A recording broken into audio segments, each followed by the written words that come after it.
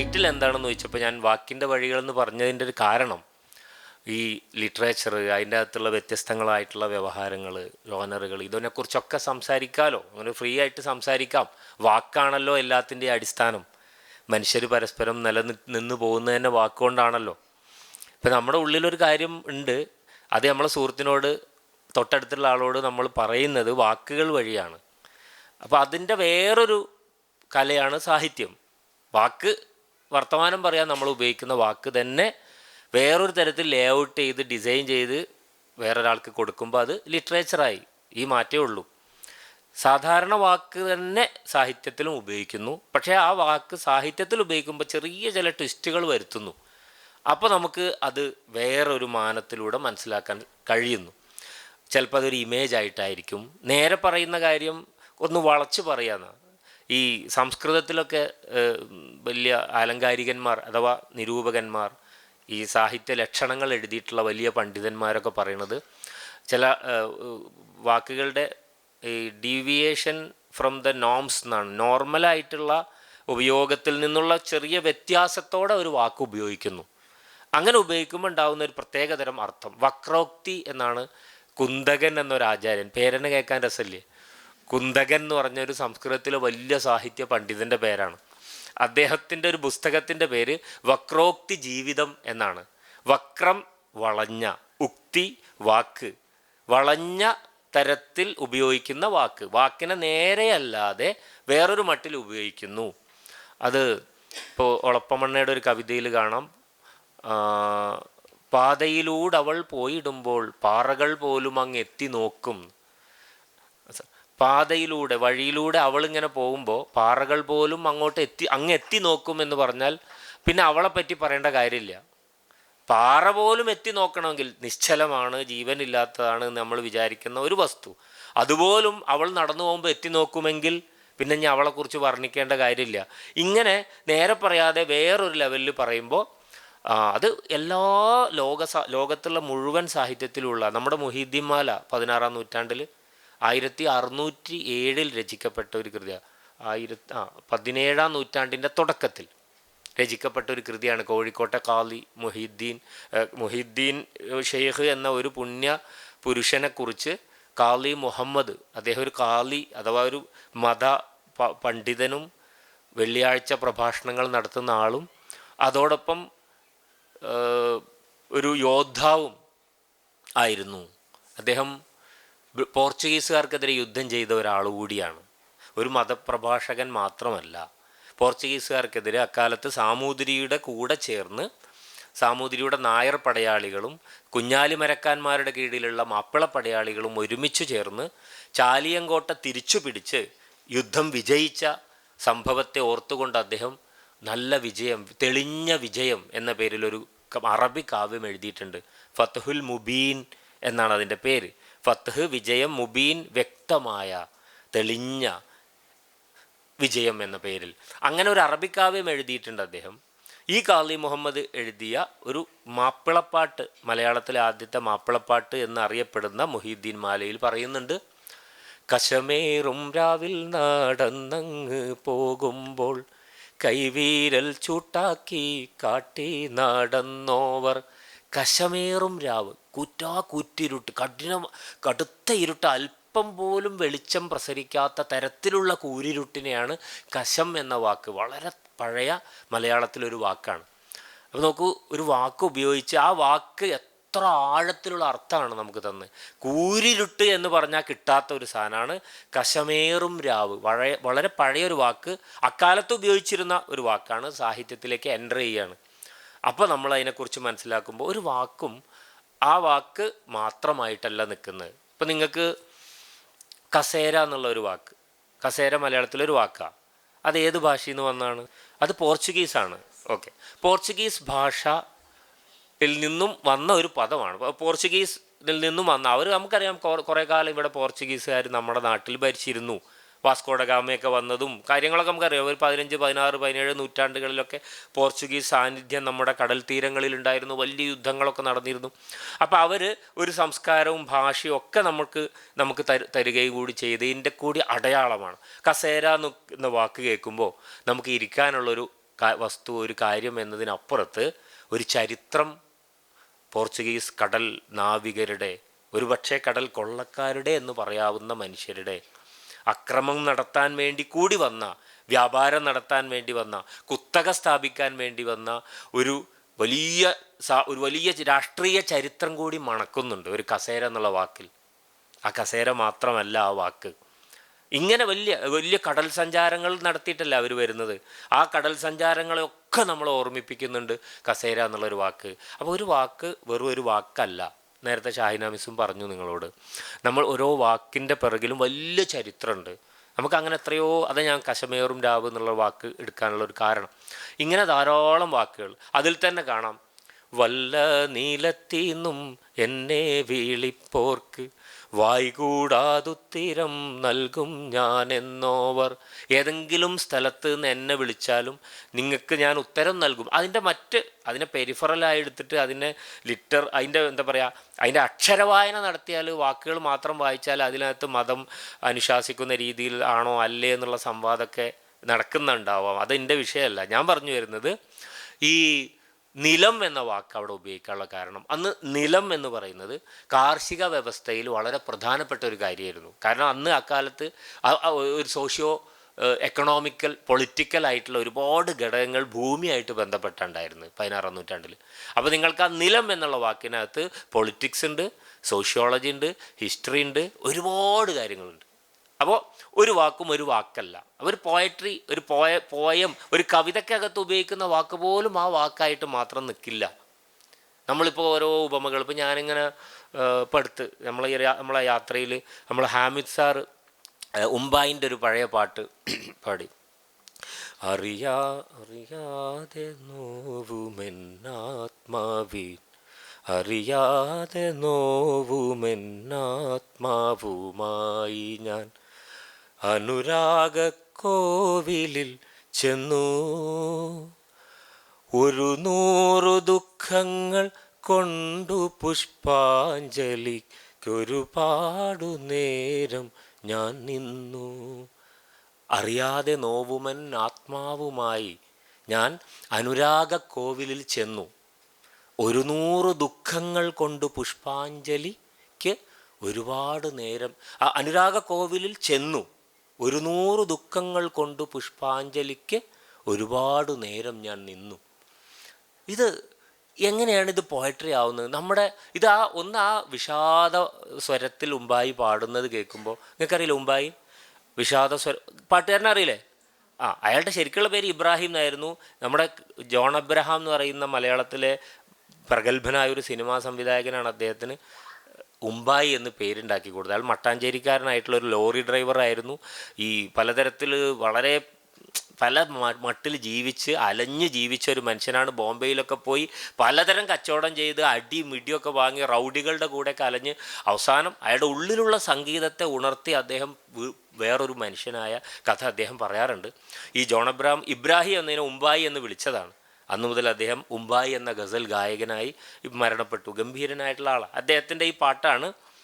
നോക്കൂ, അറിയാതെ നോവുന്നൊരാത്മാവുമായി നമുക്കൊക്കെ ഉള്ള ഫീൽ ചെയ്യുന്നൊരു കാര്യമില്ലേ?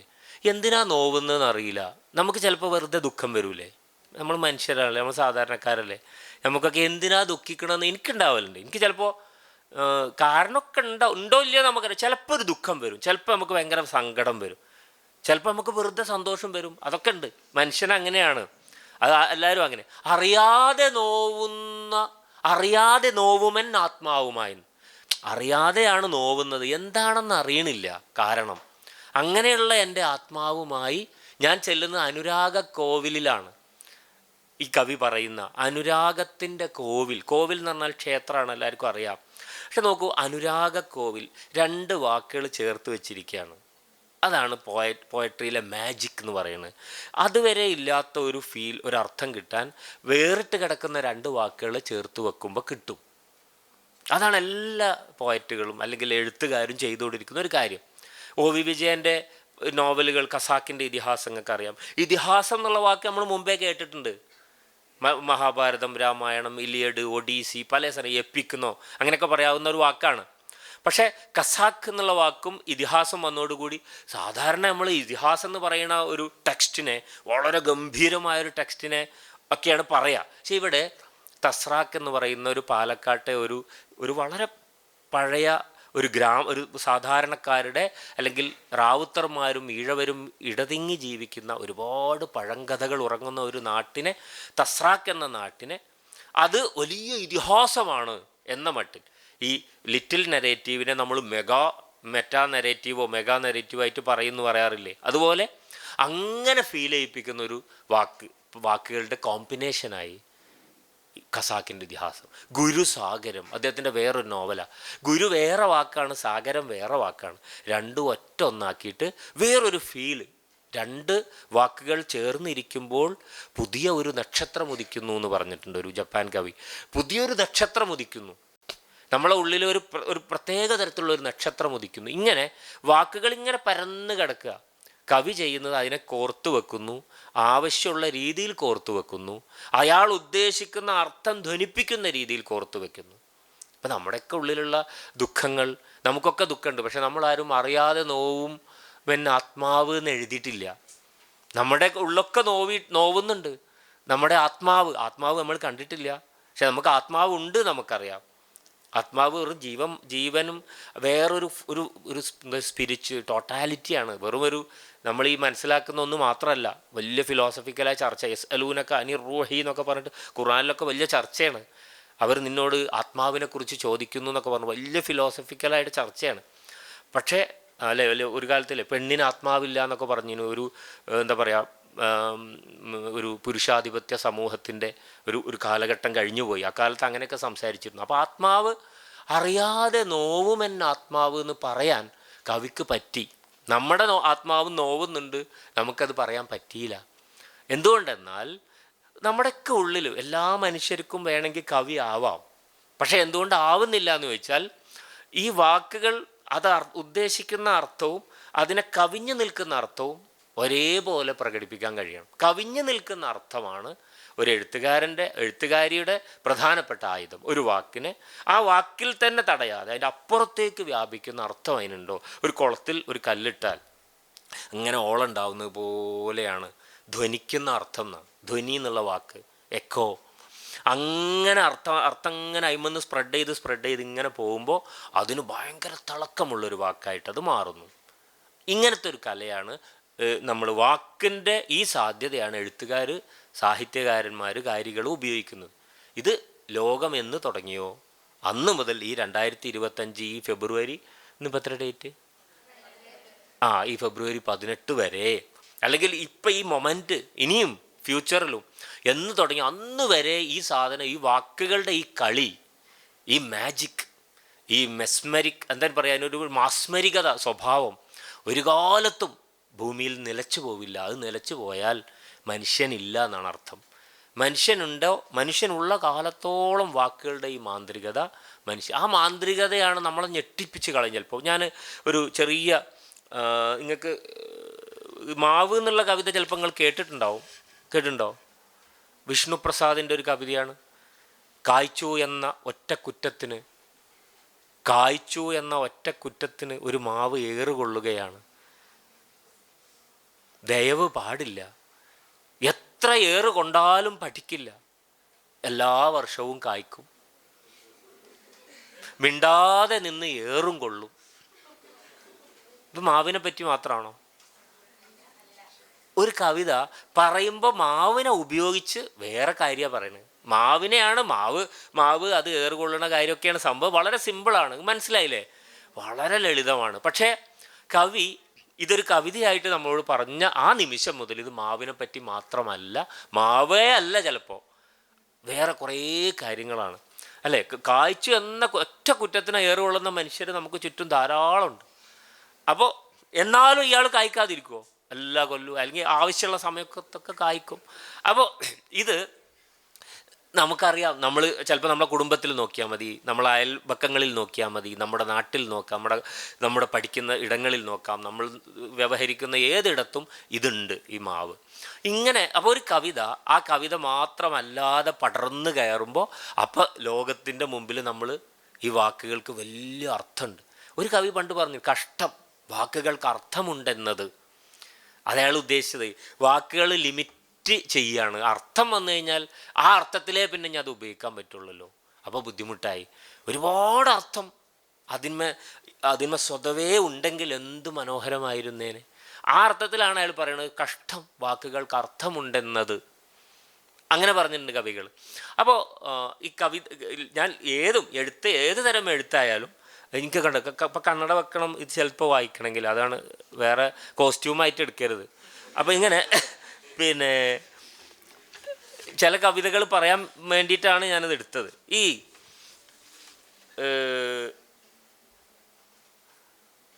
ബാലേന്ദ്രൻ ചുള്ളിക്കാട് കേട്ടിട്ടുണ്ടാവും. അദ്ദേഹത്തിൻ്റെ കവിതകളിൽ തീക്ഷ്ണമായിട്ടുള്ള ജീവിത ഭാവനയുണ്ട്, ജീവിതത്തിൻ്റെ പ്രശ്നങ്ങളുണ്ട്, കോംപ്ലക്സിറ്റി ഉണ്ട്, മനുഷ്യബന്ധങ്ങളിലുള്ള കാര്യങ്ങളൊക്കെ വളരെ വളരെ സങ്കീർണമായ ബന്ധങ്ങളെക്കുറിച്ചൊക്കെ എഴുതിയിട്ടുണ്ട്. അതിനനുസരിച്ച ഭാഷയിൽ എഴുതുക. ഇപ്പം ലളിതമായ ഒരു കാര്യം പറയാൻ നിങ്ങൾക്ക് ലളിതമായ ഭാഷ ഉപയോഗിച്ചാൽ മതി, ആ തരത്തിൽ മനുഷ്യനെ നോക്കിയാൽ മതി. കുറച്ച് കോംപ്ലക്സ് ഉള്ള, കുറച്ചും കൂടി സങ്കീർണതയുള്ള, ടെൻഷനുള്ള, കുറച്ച് മനുഷ്യൻ്റെ സ്ട്രഗിളൊക്കെ ഫീൽ ചെയ്യിപ്പിക്കുന്നതാണെങ്കിൽ അത്തരം ഭാഷ വേണ്ടി വരും. അദ്ദേഹത്തിൻ്റെ ഡ്രാക്കുള എന്നൊക്കെയുള്ള കവിതയുണ്ട്. ആ ഡ്രാക്കുള എന്നുള്ള കവിതയിൽ ഞെക്കിക്കൊലപ്പെടുത്തും മുമ്പ് പത്നിയെ കെട്ടിപ്പുണരും ദുരന്തപാത്രത്തിൻ്റെ ചിത്തം കണക്കെ കിടന്നിരമ്പും കടൽ. സോറി, ഇത് ഡ്രാക്കുള അല്ല, ഇത് മാപ്പുസാക്ഷിയാണ്. ഞെക്കിക്കൊലപ്പെടുത്തും മുമ്പ് പത്നിയെ, സ്വന്തം ഭാര്യയെ ഞെക്കിക്കൊലപ്പെടുത്തിയ ഒരു ദുരന്ത കഥാപാത്രം ലോക സാഹിത്യത്തിലുണ്ട്. ഒഥല്ലോ, ഡെസ്റ്റിമോണെ അല്ലേ, പ്രണയിച്ച് വിവാഹം കഴിച്ച് കൊണ്ടുവന്നതാണ്. പക്ഷേ ഇവളെ മറ്റൊരുത്തൻ ഇയാഗോവുമായി ഇയാൾക്ക് ഇയാഗോ അല്ലേ ആയിട്ട് ഇയാൾക്ക് തൻ്റെ സുഹൃത്തുമായിട്ട് പ്രണയമുണ്ട് എന്ന് സംശയിച്ചിട്ട് ഇവളോടുള്ള സ്നേഹാധിക്യത്താൽ അവളെ ഞെക്കിക്കൊലപ്പെടുത്തുകയാണ്. അതിൻ്റെ മുമ്പ് പക്ഷേ ഇയാൾക്ക് അങ്ങേയറ്റം സ്നേഹമാണ്. പക്ഷെ അതുകൊണ്ട് ഈ പത്നിയെ കെട്ടിപ്പുണരുകയാണ്. അതിനുശേഷമാണ് കൊലപ്പെടുത്താൻ പോകുന്നത്. അതിൻ്റെ മുഴുവൻ രൗദ്രമായിട്ടുള്ള അവസ്ഥയും ചൂടും, ഞെക്കിക്കൊലപ്പെടുത്തും മുമ്പ് പത്നിയെ കെട്ടിപ്പുണരും ദുരന്തപാത്രത്തിൻ്റെ ആ ഒഥല്ലോയുടെ ചിത്തം കണക്കെ, അയാളുടെ ഹൃദയം കണക്കെ കിടന്നിരമ്പും കടൽ. കൊടൈക്കനാലിലെ ഒരു സത്രത്തിൽ അല്ലെങ്കിൽ ഒരു മുറിയിൽ ഒളിച്ചു പാർക്കുന്ന ഒരു കൊലപാതകിയുടെ ഉള്ളിലെ സംഘർഷങ്ങളെയാണ് ഈ കവിതയിൽ. എങ്ങനെയാണ് താൻ ഒരു കടൽ തീരത്തിനടുത്ത് വന്നിട്ട് ഒരു മുറിയെടുത്തിരിക്കുകയാണ്. മാനസാന്തരം എന്നുള്ള കവിത. കടൽ തീരത്ത് വന്ന് മുറിയെടുത്ത് പുറത്തേക്ക് നോക്കുമ്പോൾ ഇങ്ങനെ ആ കടൽ എങ്ങനെയാണ് ഇരമ്പുന്നത്? ഒരു ഞെക്കിക്കൊലപ്പെടുത്താൻ പോകുന്നതിന് മുമ്പ് ആ കടൽ ഈ ചിത്തം കണക്കെ ഇയാളുടെ ഹൃദയം ഈ ദുരന്ത കഥാപാത്രത്തിൻ്റെ ഹൃദയം പോലെയാണ് ഈ കടൽ കിടന്നിരമ്പുന്നത്. അങ്ങനെ ഒരു കാര്യത്തിനെ മറ്റൊന്നിനോട് ഉപമിക്കുക എന്നുള്ളത് വളരെ സാധാരണമായി കവികൾ ചെയ്യുന്നൊരു കാര്യമാണ്. പക്ഷെ ഇങ്ങനത്തെ ഒരു ഉപമ, മനുഷ്യൻ്റെ ഈ വേദനകൾ, സങ്കീർണതകളൊക്കെ ഇങ്ങനെ ആവിഷ്കരിക്കുന്ന ഉപമകൾ, അങ്ങനെ പറയുമ്പോൾ നമുക്ക് മനസ്സിലാവും. നമ്മളിപ്പോൾ സാധാരണ പറയണ ചെറിയ കുട്ടിയായിരിക്കുമ്പോൾ പഠിച്ച കവിതയിൽ, കുമാരനാശാൻ്റെ ഒരു കുഞ്ഞു കവിതയിൽ, ഈ വല്ലിയിൽ നിന്ന് ചെമ്മേ പൂക്കൾ പോകുന്നിതാ പറന്നമ്മേ. കുട്ടി അമ്മയോട് പറയണേ, ഈ വല്ലിയിൽ നിന്ന് പൂക്കൾ ഇതങ്ങനെ പറന്നു പോകുന്നു അമ്മേ. പൂക്കളാണല്ലോ ഈ ചെറിയ ചെടിയിൽ നിറയെ വള്ളികളിലൊക്കെ പൂക്കളാണ്. ആ പൂക്കളൊക്കെ ആകാശത്തേക്ക് പറന്നു പോകുന്നു അമ്മേ. അപ്പോൾ അമ്മ തിരുത്തി കൊടുക്കുക, തെറ്റി നിനക്കുണ്ണി ചൊല്ലാം നൽപൂമ്പാറ്റകളല്ലേ ഇതെല്ലാം. ഉണ്ണി നിനക്ക് തെറ്റി, ഞാൻ പറഞ്ഞുതരാം, ഇതേ പൂമ്പാറ്റകളാണ്. പൂമ്പാറ്റയെ പാറുള്ളൂ, പൂക്കൾ പാറില്ല. അവിടെ രണ്ടും രണ്ട് തരത്തിലാണ്. ഒരു കുട്ടിയെ സംബന്ധിച്ച് കുട്ടിയാണ് അവിടെ പോയറ്റ്. പൂമ്പാറ്റകൾ പാറുകയാണ് എന്ന് പൂക്കളെ നോക്കി പറയുന്ന കുട്ടി അതിയായ ഭാവനയുള്ള, വളരെയധികം ഫ്യൂച്ചറിസ്റ്റിക്കായിട്ട് ലോകത്തെ കാണുന്ന ഒരു ഇമാജിനേഷനുള്ള, അങ്ങേയറ്റം സ്വപ്നലോകത്ത് പാറാൻ ശേഷിയുള്ള ഭാവനയിൽ ഇങ്ങനെ മുഴുകുന്ന ഒരാളാണ്. അമ്മ യാഥാർത്ഥ്യബോധത്തിൽ ജീവിക്കുന്ന, വളരെ റിയലിസ്റ്റിക് ആയിട്ട് കാര്യങ്ങൾ അപ്പം തന്നെ തടഞ്ഞു. തെറ്റി നിനക്കുണ്ണി, അതോടുകൂടി പോയട്രിയൊക്കെ അവിടെ അസ്തമിച്ചു പോയി. മറ്റേതോ ചെമ്മേ പൂക്കൾ പാറിപ്പോവുകയാണല്ലോ, പൂക്കളാണല്ലോ ഈ പൂമ്പാറ്റ എന്ന് പറയാ. വള്ളത്തോളിൻ്റെ മഗ്ദലന മറിയം എന്ന് പറഞ്ഞൊരു കവിത ഉണ്ട്. ഒരു ബൈബിളുമായി ബന്ധപ്പെട്ട ഒരു കഥയാണ്. ഒരു മഗ്ദലന എന്ന് പറയുന്ന ഒരു സ്ത്രീ യേശുവിനെ കാണാൻ വേണ്ടി വരുന്ന കഥയുണ്ടല്ലോ. മഗ്ദലന അതിസുന്ദരിയായ ഒരു സ്ത്രീയാണെന്ന് പറയാൻ വേണ്ടി വള്ളത്തോൾ മഗ്ദലന മറിയം തുടങ്ങുമ്പോൾ താഴത്തേക്കെന്തിത്ര സൂക്ഷിച്ചു നോക്കുന്നു താരകളെ നിങ്ങൾ നിശ്ചലരായി, നിങ്ങൾ തൻ കൂട്ടത്തിൽ നിന്നങ്ങാനാരാനും ഭംഗമാർന്നൂഴിയിൽ വീണുപോയോ. ആകാശത്ത് നിന്ന് നക്ഷത്രങ്ങളെ നിങ്ങൾ എന്താ ഇങ്ങനെ താഴത്തേക്ക് ഇങ്ങനെ സാഗൂതം നോക്കിക്കൊണ്ടിരിക്കുന്നത്? നിങ്ങളെ കൂട്ടത്തിൽ നിന്ന് വല്ലവനും വല്ല നക്ഷത്രവും താഴേക്ക് വീണിട്ടുണ്ടോ? ഇങ്ങനെ നോക്കാൻ മാത്രം. താഴത്തേക്ക് എന്തിത്ര സൂക്ഷിച്ചു നോക്കുന്നു താരകളെ, നിങ്ങളിങ്ങനെ എന്തിനാ? നിങ്ങൾ തൻ കൂട്ടത്തിൽ നിന്നെങ്ങാൻ ആരാനും ഭംഗമാർന്ന്, ഭംഗം എന്ന് പറഞ്ഞാൽ തെറ്റി, കാല് തെറ്റി അങ്ങനെയൊക്കെയുള്ള അർത്ഥത്തിൽ, ഉഴി ഭൂമി വീണുപോയോ. ഇത് പറഞ്ഞിട്ട് ഭൂമിയിലെ നക്ഷത്ര തുല്യയായ പെണ്ണാണ് മഗ്ദലന എന്ന് പറഞ്ഞ് തുടങ്ങാനുള്ള കളിയാണ് മൂപ്പർക്ക്. മനസ്സിലായില്ലേ? ഈ കവികൾക്കുള്ളൊരു പ്രത്യേക പരിപാടിയാണ്, ഈ കളിക്കാനുള്ളൊരു സംഭവമാണത്. മോയിൻകുട്ടി വൈദ്യരൊക്കെ അതിൻ്റെ ഉസ്താദാ. മോയിൻകുട്ടി വൈദ്യർ നമ്മുടെ സ്വന്തം കൊണ്ടോട്ടിക്കാരനായിട്ടുള്ള കവിയാണ്. അയാളൊരു മഹാകവി എന്ന് പറയാവുന്ന ഒരാളാണ്. 19-ാം നൂറ്റാണ്ടിലെ ബ്രിട്ടീഷുകാർ ഇവിടെ ഉള്ള കാലത്ത് സവർണ ജന്മിമാരും ബ്രിട്ടീഷുകാരും ഒക്കെ അധീശത്വം നടത്തിയിരുന്ന 19-ാം നൂറ്റാണ്ടിൻ്റെ മലബാറിൽ വളരെയധികം സെലിബ്രേറ്റ് ചെയ്തിട്ട്, രാഷ്ട്രീയമുണ്ട് അയാൾക്ക് പോയട്രി ഉണ്ട്, അയാൾക്ക് കൾച്ചറൽ സെലിബ്രേഷനുണ്ട്. അങ്ങനെ ജീവിച്ച് 20ഓളം കാവ്യങ്ങൾ എഴുതിയ ഒരാളാണ് കൊണ്ടോട്ടിക്കാരൻ മഹാകവി എന്ന് പറയുന്ന മോയിൻകുട്ടി വൈദ്യർ. അദ്ദേഹത്തിൻ്റെ കബർ കൊണ്ടോട്ടിയിൽ ആ നീർച്ചയൊക്കെ നടക്കുന്ന ആ പള്ളിൻ്റെ അവിടെ ഉണ്ടാവും. പേർഷ്യൻ ആകൃതി രൂപത്തിലൊക്കെ നിങ്ങൾക്ക് അറിയുന്നതാണ്. കൊണ്ടോട്ടിക്കാരൊക്കെ അവിടെ ഉണ്ടാവും.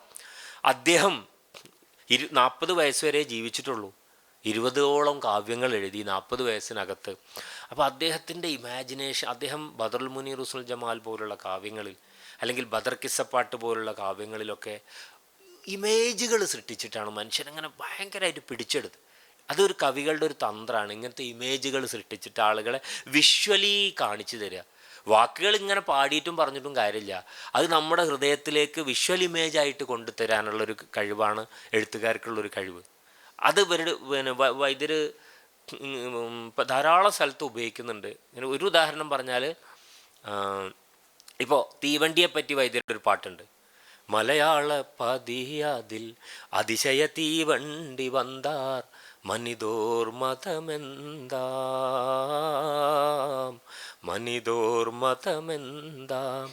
മല കിടുങ്ങിടുന്നു അയരങ്ങളെന്താം അലകടല്ലൂരം വീടും മസല്ലുര ചിന്താം മലയാള പതിയാതിൽ അതിശയ തീവണ്ടി വந்தாർ മനിതോർ മതമെന്താം.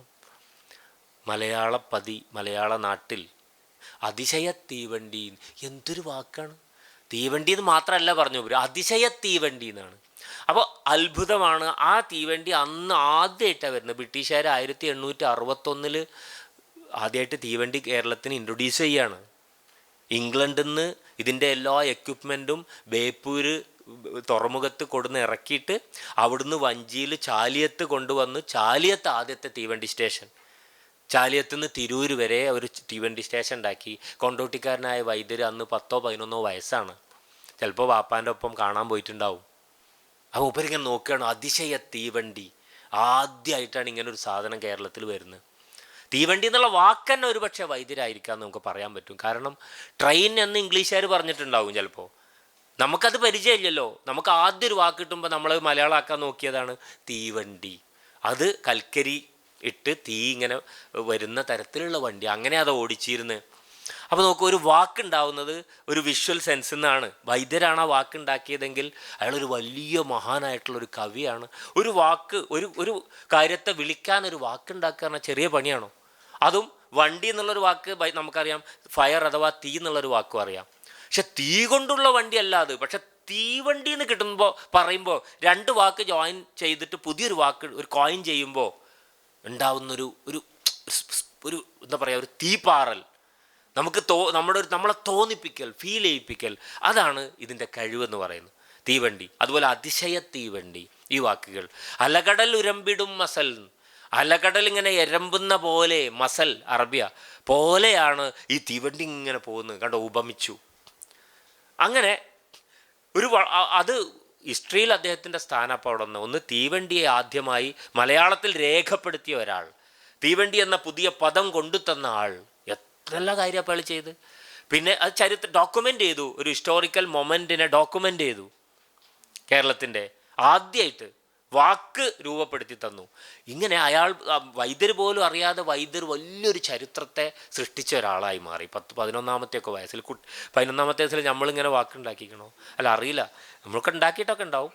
പക്ഷേ അപ്പോൾ അത്ര സമയത്ത് 20 വയസ്സായപ്പോഴേക്ക് പ്രധാനപ്പെട്ട കൃതികളൊക്കെ എഴുതാൻ തുടങ്ങി. ചിലത് 2-3 എഴുതി കഴിഞ്ഞു. ബദറും മുഹദും ഒക്കെ എഴുതി കഴിഞ്ഞു ഒരു മനുഷ്യൻ.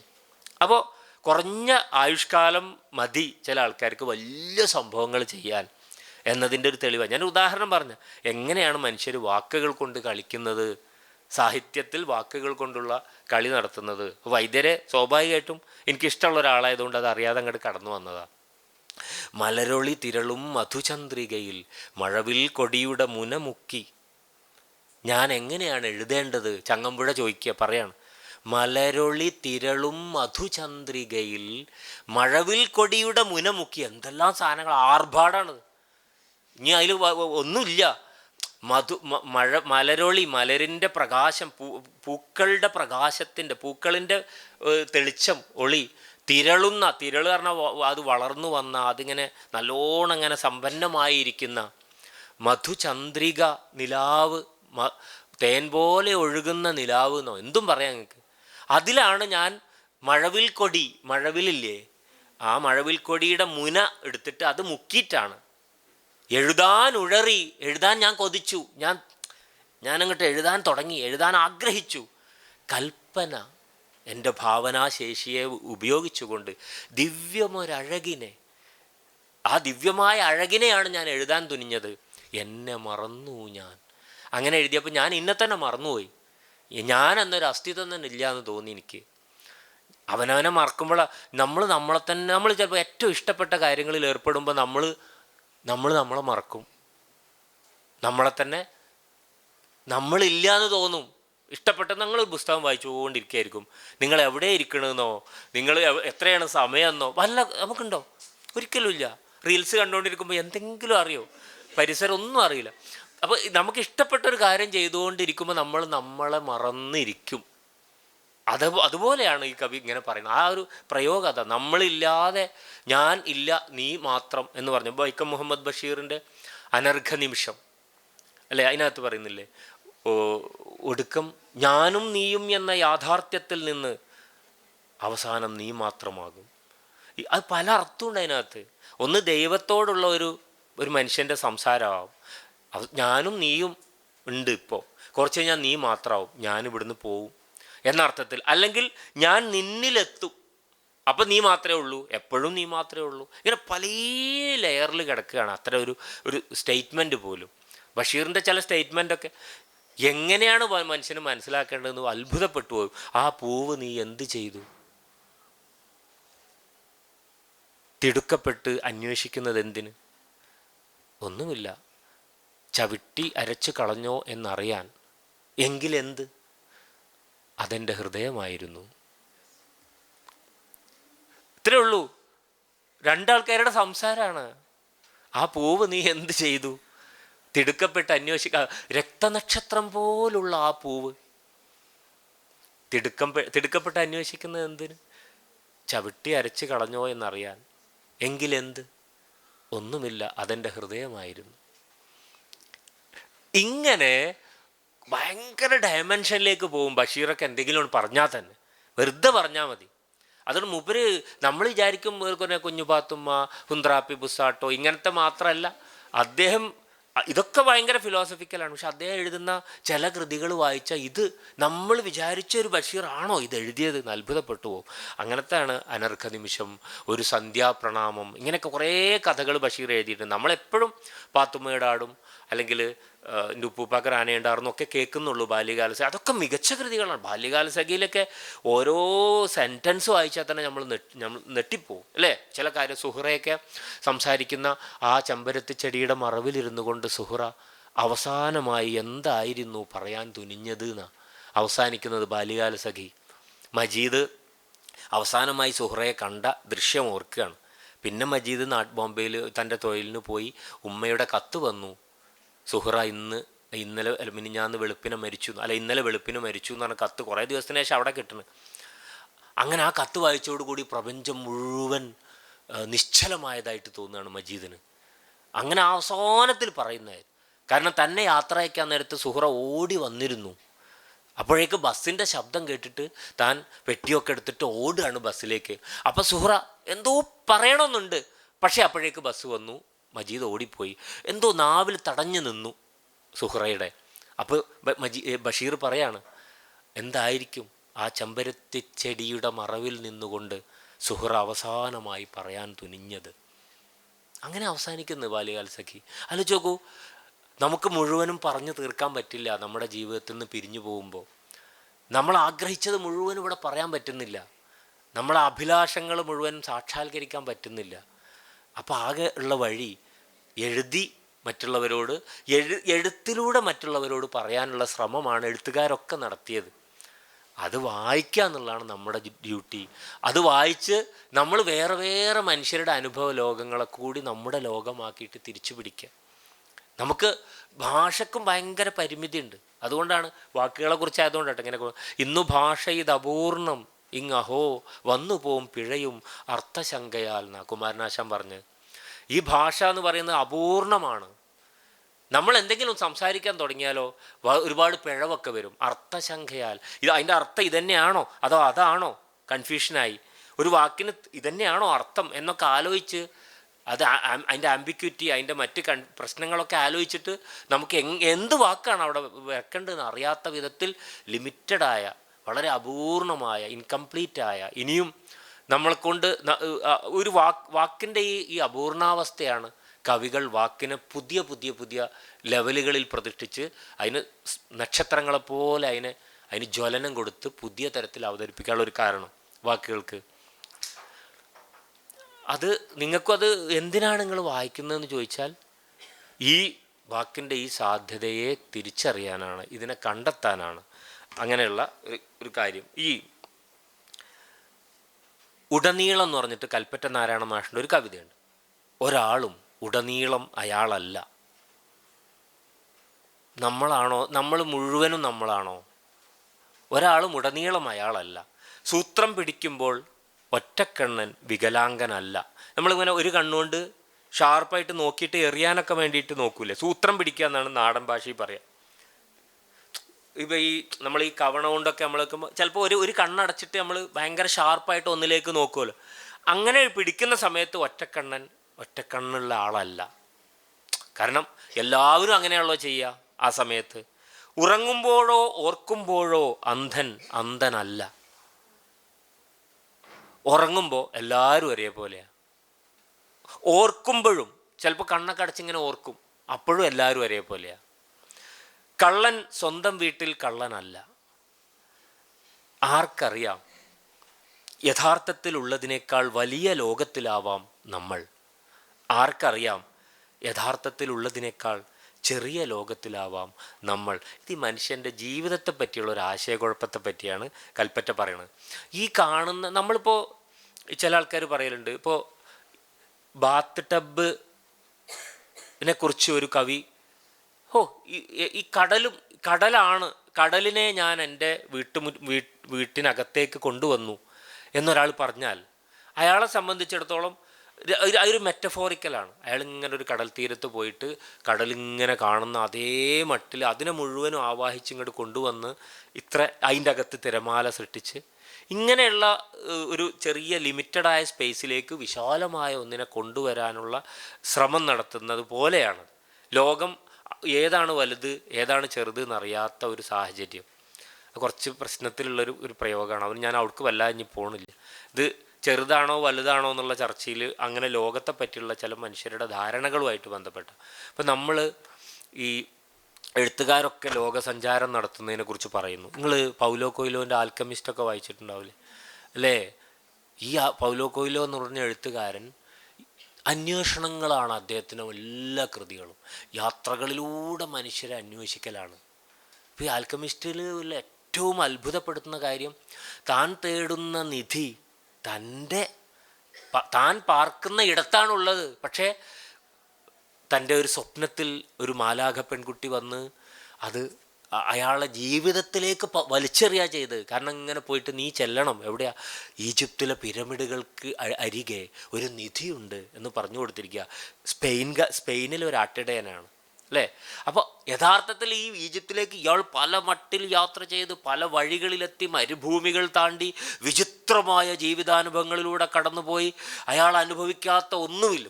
ഗുരുക്കന്മാരെ കണ്ടുമുട്ടി, ആൽക്കമിസ്റ്റിനെ കണ്ടുമുട്ടി, ഇങ്ങനെ എത്തിച്ചേർന്ന് അവസാനം ഈ പിരമിഡിൻ്റെ അടുത്ത് ഇയാൾ കുഴിക്കാൻ ശ്രമിക്കുമ്പോൾ അവിടുന്ന് കുറേ ആളുകൾ, പട്ടാളക്കാരും ഒക്കെ ആയിട്ട് അടിയൊക്കെ കിട്ടി. അവസാനം ആ പട്ടാളക്കാരൻ, വിഡ്ഢി, നീ ഒരു സ്വപ്നത്തിൻ്റെ പുറകെ വന്ന് തിരയാണല്ലേ എന്ന് ചോദിക്കുമ്പോഴാണ് പറയുന്നത്, പിന്നെ ഇങ്ങനെ സ്വപ്നം കണ്ടു ഇവിടെ ഒരു ഇവിടെ എനിക്ക് ധനമുണ്ട് എന്നുള്ളത് ഉണ്ട്, അങ്ങനെ ഇവിടെ എത്തിപ്പെട്ടാണെന്ന് പറഞ്ഞപ്പോൾ ഇയാൾ പറഞ്ഞു, ഞാനൊരു സ്വപ്നം കണ്ടിട്ടുണ്ട്. ഇങ്ങനെ ഒരു പഴയ സ്പെയിനിലൊരു പഴയ ചർച്ചിനടുത്ത് ഒരു മരച്ചുവട്ടിൽ നിധിയുണ്ടെന്ന്. അത് ഈ ആട്ടിടേൻ്റെ സ്ഥലമാണ് കേട്ടോ. ഇടയന്മാരുടെ ഇടത്ത് ഇങ്ങനെ ഒരു നിധിയുണ്ടെന്ന് ഞാനും സ്വപ്നം കണ്ടിട്ടുണ്ട്. ഇയാൾ ഞെട്ടിപ്പോവാണ്. തൻ്റെ സ്ഥലത്ത് നിധിയുണ്ടെന്ന് ഇവൻ സ്വപ്നം കണ്ടിരിക്കുന്നു, അവിടെയാണ് നിധിയെന്ന്. ഇത്രയും യാത്ര ചെയ്ത് താൻ എത്തിയത് വേറൊരിടത്താണ്. അപ്പോൾ നമ്മളിരിക്കുന്ന ഇടത്താണ് നിധിയുള്ളത്. അതെ, അപ്പോൾ എങ്ങനെയാണ് കണ്ടെത്തേണ്ടതെന്ന് മാത്രമേ നമുക്ക് അറിയേണ്ടതുള്ളൂ. നമ്മളുടെ അടുത്തുണ്ട് നിധി. എന്ത് ഗംഭീരമായ കൃതിയാണ് ആൽക്കമിസ്റ്റ്. അതുപോലെ അയാളുടെ Veronika decide to die, Veronika മരിക്കാൻ തീരുമാനിക്കുന്നു. യഥാർത്ഥത്തിൽ വെറോണിക്ക ജീവിക്കാൻ തീരുമാനിക്കുകയാണ്. ആ കൃതി വായിച്ചാൽ നമ്മളും ജീവിക്കാനാണ് തീരുമാനിക്കുന്നത്. അങ്ങനെ ഗംഭീർ ലാഹിർ, അത് ലാഹിർ എന്നാണ് ശരിക്കും. ഇയാൾ ഭയങ്കര ഇസ്ലാമിക് ഫിലോസഫിയൊക്കെ ഇയാളുടെ കൃതികൾ ധാരാളമായിട്ട് കണക്റ്റഡാണ്. സൂഫി മിസ്റ്റിക് സാധനങ്ങൾ കണക്റ്റഡാണ്. ഇങ്ങനത്തെ കുറേ എഴുത്തുകാരുണ്ട് ഭയങ്കര ആത്മാവിനോട് ഭാഷണം ചെയ്ത്. കസാൻ സാക്കീസ്, ഞാൻ ദൈവത്തെക്കുറിച്ച് ചോദിച്ചു, ആ മരം എനിക്ക് മുമ്പിൽ പൂത്തുവിടർന്നു നിന്നു. അതാണ് ദൈവം. എൻ്റെ മുന്നിൽ ഇത്രയും ഹൃദ്യമായ, ഇത്രയും പുഷ്കലമായ ഒരു ലോകം കാണിച്ചു തന്ന, ലോകത്തെ വിരിയിച്ചു തന്ന ആളെ ഈ മരത്തിൻ്റെ പടർന്നു നിൽക്കുന്ന മരത്തിൻ്റെ ഭംഗിയിലൂടെ ഞാൻ ദൈവത്തെ അറിഞ്ഞു എന്നൊരർത്ഥത്തിലാണ് കസാൻ സാക്കീത്. അപ്പോൾ പിന്നെ അയാളുടെ ഞാൻ പറഞ്ഞു വരുന്നത്, ഇങ്ങനെ നമ്മൾ കാണാത്ത ലോകങ്ങളെ കാണിച്ചു തരുന്ന ഒരാളാണ് എഴുത്ത് നടത്തുന്നയാൾ, എഴുത്തുകാരൻ, എഴുത്തുകാരി. സാധാരണ കാണുന്നതിനപ്പുറമുള്ള ലോകത്തെ നമുക്ക് കുഴിച്ചെടുക്കാൻ പാകത്തിന് നമുക്ക് കാണിച്ചു തരുന്ന ഒരാളാണ് ഈ റൈറ്റർ എന്ന് പറയുന്നത്. അപ്പോൾ ഇതാണ് വാക്കിൻ്റെ വഴികളെക്കുറിച്ച് പറഞ്ഞാൽ നമുക്കിനിയും മറ്റൊരവസരത്തിൽ ഇഷ്ടം പോലെ പറയാം, പ്രശ്നമൊന്നുമില്ല. തൽക്കാലം ഞാനിവിടെ അവസാനിപ്പിക്കുകയാണ്. കുറച്ചൊക്കെ ആയി എന്ന് വിചാരിക്കുന്നു. അപ്പോൾ ഏതായാലും നിങ്ങൾ വായിക്കുന്ന കുട്ടികൾ, ഇപ്പോൾ റീഡേഴ്സ് ക്ലബ്ബൊക്കെ ആയതുകൊണ്ട് നിർബന്ധമായിട്ടും വായനയിലൂടെ നമ്മൾ സഞ്ചരിക്കുന്നത് നമ്മളെ തന്നെ അന്വേഷിക്കുകയാണ്. വായിക്കുന്നതിലൂടെ മനുഷ്യരുടെ അനുഭവങ്ങൾ മനസ്സിലാക്കുന്നതിലൂടെ നമുക്ക് കാണാൻ പറ്റാത്ത ഇടങ്ങൾ, ഇപ്പോൾ നമുക്ക് നമ്മുടെ ചില വഴികൾ, ചില ഓർമ്മകൾ, ഇതൊക്കെ നമ്മളെ ലൈഫിൽ ഏറ്റവും പ്രധാനപ്പെട്ടതായിരിക്കും. കുട്ടിക്കാലത്ത് നാം നടന്ന സ്ഥലം, നാം കളിച്ച സ്ഥലം, നാം ഇരുന്ന ഇടം, നമ്മുടെ കുറേ കാലത്തിന് ശേഷം കാണുന്ന ചെറുപ്പത്തിൽ നമ്മളെ കൂടെ ഉണ്ടായിരുന്ന ഒരു കൂട്ടുകാരി, ഇങ്ങനെ നമ്മുടെ ഓർമ്മകളുമായി ബന്ധപ്പെട്ടൊക്കെ നമുക്ക് വളരെ ഇമ്പോർട്ടൻ്റ് ആയിരിക്കും, വളരെ പ്രധാനപ്പെട്ടതായിരിക്കും. നമ്മുടെ ദുഃഖത്തിൻ്റെ ഓർമ്മയും. ഇപ്പം ഞാൻ പേഴ്സണലായിട്ട് പറയുകയാണെങ്കിൽ വളരെ വ്യക്തിപരമായിട്ടുള്ളൊരു ഓർമ്മ എന്ന് പറയുന്നത്, ഞാൻ ഇങ്ങനെ കോളേജ് വിട്ടിട്ട് സാധാരണ പോകുന്ന വഴി ഇന്നിപ്പോൾ വ്യത്യാസമുണ്ട്. ഇപ്പം ഞാൻ എൻ്റെ വീട്ടിൻ്റെ അവിടെ അല്ല താമസിക്കണത്, ഞാനിപ്പോൾ വേറെ സ്ഥലത്താണ് താമസിക്കുന്നത്. പക്ഷേ അവിടെ വീട് പണി നടക്കുന്നുണ്ട്. പക്ഷേ എൻ്റെ ഉമ്മയും ഉപ്പയും ഒക്കെ ഉണ്ടായിരുന്ന എൻ്റെ വീട്ടിൽ ഒരു കൊല്ലം മുമ്പ് വരെ ഒരുമിച്ച് ഞങ്ങൾ പാർത്ത ആ വീടുമില്ല, ഉമ്മയും ഉപ്പയും മരിച്ചു ഒരു വർഷത്തിനുള്ളിൽ എൻ്റെ. അപ്പോൾ സത്യത്തിൽ ഞാൻ സ്ഥിരമായി പോകുന്ന വഴിയിൽ നിന്ന് തെറ്റി ഞാൻ പോകുമ്പോൾ ആ തെറ്റുന്ന സ്ഥലത്ത് വെച്ചിട്ട് എനിക്ക് കരച്ചിൽ വരാറുണ്ട്. ഞാൻ ഇങ്ങോട്ട് പോകുമ്പോൾ അവിടെ എൻ്റെ ഉമ്മയും ഉപ്പയൊക്കെ കാത്തിരിക്കുന്നുണ്ട് എന്നറിയാതെ വ്യാമോഹിച്ചിട്ട് പിന്നെയാണ് തോന്നുക, അവരൊക്കെ ഇപ്പോൾ ഒരു വർഷം ആയി, അവരൊന്നും ഇപ്പോൾ എൻ്റെ കൂടെ ഇല്ല. യഥാർത്ഥത്തിൽ എൻ്റെ കൂടെ ഉണ്ട്, പക്ഷെ എന്നാലും ഫിസിക്കലി കൂടെ ഇല്ലല്ലോ. അപ്പം തോന്നുന്ന അങ്ങനെ ഒരു വഴി, വേർതിരിയുന്ന ഒരു വഴിയിൽ വെച്ച്, ഞാൻ എൻ്റെ റിയൽ അനുഭവമാണ്, ഞാൻ ഒന്നും ഫാബ്രിക്കേറ്റഡ് ഒന്നും വെറുതെ ഒന്നും ആലങ്കാരികമായി പറഞ്ഞതല്ല, ഇത് എനിക്ക് ഇന്നലെ തോന്നിയ ഒരു അനുഭവം ഞാൻ പറഞ്ഞു.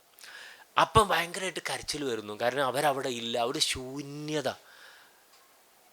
അപ്പോൾ ഇങ്ങനെ നിശൂന്യത നടമാടുന്ന മച്ചുകളിൽ എന്നൊക്കെ കടമ്മനിട്ടൊക്കെ എഴുതിയിട്ടുണ്ട്. ശൂന്യത എങ്ങനെ, ശൂന്യത ഭയങ്കര ബഹളം വെക്കുന്നു, ശൂന്യത ബഹളം വെക്കുമോ? പക്ഷെ ഫീൽ ചെയ്യിപ്പിക്കുകയാണത്. മച്ചിൻ പുറത്തെ പഴയ ഒരു മാളിക അല്ലെങ്കിൽ പഴയ മച്ച് കോണിയൊക്കെ വെച്ചിട്ട് മരത്തിൻ്റെയൊക്കെ അവിടെ കയറി നോക്കും, അവിടെ ഇരുണ്ട സ്ഥലം, ആരുമില്ല, ശൂന്യത, പേടിപ്പെടുത്തുന്ന ശൂന്യത എന്നൊക്കെ പറയും.